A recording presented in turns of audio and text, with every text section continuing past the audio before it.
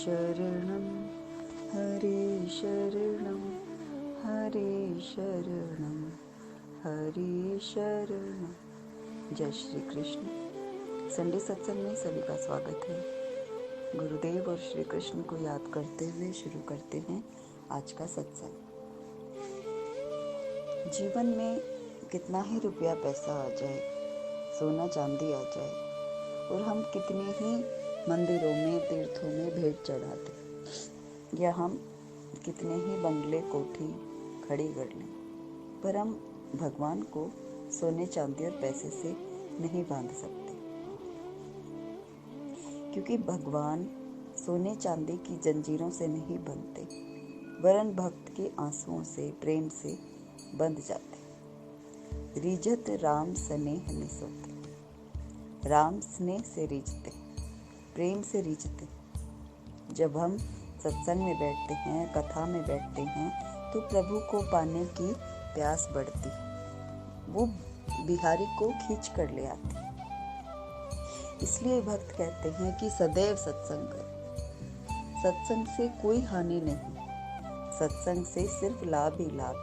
प्रभु की शरणागति, प्रभु के प्रति समर्पित सिर्फ कथा या सत्संग से हो सकते हैं। जब हम भागवत सुनते हैं, राम कथा सुनते हैं, सत्संग करते हैं, भजन करते हैं, कीर्तन करते हैं, नाम जप ध्यान योग जो भी हमें अच्छा लगे। बहुत सारे मार्ग हैं, इतनी वैरायटी है भक्ति मार्ग की कि हम कोई भी मार्ग जो हमें पसंद हो, जो हमें प्रिय लगे, रुचिकर लगे, जिसमें हमारा मन टिक जाए, वैसे मार्ग में हम जुटकर एक रस होकर प्रभु को पुकार सकते हैं। और जो ही हम भजन कीर्तन सत्संग कथा श्रवण साधु संतों की सेवा इस तरह का कोई भी मार्ग अपनाते हैं तो जीवन में समर्पण आने लगता है। जीवन की अशांति तनावपूर्ण स्थिति खत्म होने लगती है, क्योंकि समर्पित होते ही जीव हरि का हो जाता है। और जीवन में ये समर्पण हरि कृपा और गुरु कृपा के बिना नहीं आता। हर क्षण जीवन में आनंद और उत्साह आने लगता है, क्योंकि भक्त के हृदय में नित्य भाव होता है, मस्ती होती है, आनंद होता है, प्रभु को पाने का उल्लास होता है। मिलहि न रघुपति बिनु अनुराग, बिना अनुराग, बिना भक्ति, बिना वासना के प्रेम नहीं। एक वासना है काम भाव जो हमें संसार में डुबोती है और हमारा पतन करती है। एक वासना है हरि को पाने की वासना जो हमारा उत्थान करती है, हमें हरि से मिला देती है। अतः जीवन का मंथन करते रहना चाहिए कि हम क्यों अशांत हैं, और इस अशांति का सिर्फ एक ही कारण है, अज्ञानता।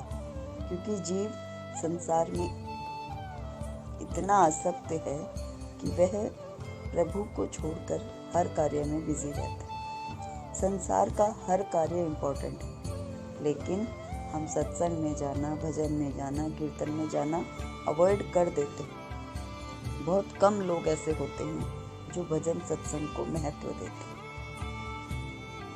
दुनिया के हर कार्य के लिए हमारे पास समय है, परंतु हमें इतना सुंदर मानव शरीर, मानव जीवन भगवान ने दिया, उन्हीं भगवान के लिए हमारे पास समय नहीं होता।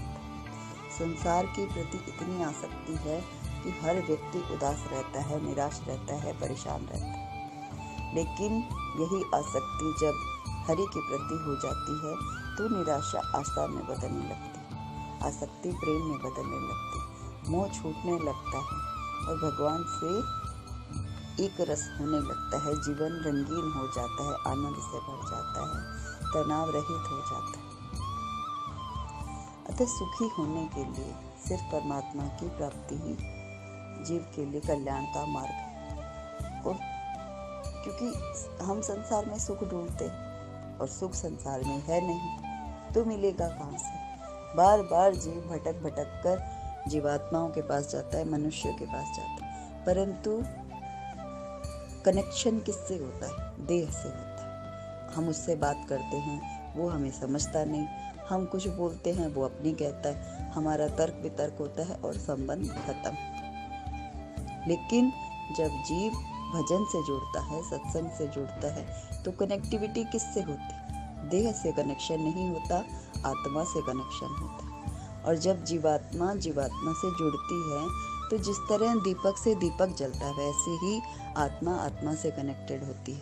तो जो दीपक की लौ है उसमें भी एक ही लौ है, एक ही ज्योति, वही लौ आपके भीतर है, वही लौ हमारे भीतर है। हर जीवात्मा एक ही रूप है, उसका एक ही नाम है, परमात्मा स्वरूप, परमात्मा का अंश।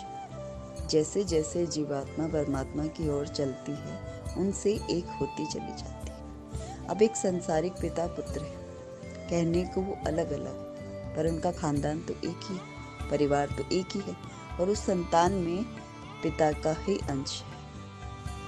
वो पुत्र जब अच्छे कार्य करता है तो हम कितना गुणगान करते हैं, कितनी सराहना करते हैं कि उस पिता का बेटा, उसने अपना परिवार का नाम रोशन किया, एक हम उसको गुड विशेष देते हैं। वैसे ही जब हम परमात्मा की संतान हैं तो हम परमात्मा का नाम रोशन कैसे करेंगे? उसका गुणगान कर कर। बाकी कोई सामर्थ्य हमारे भीतर नहीं है।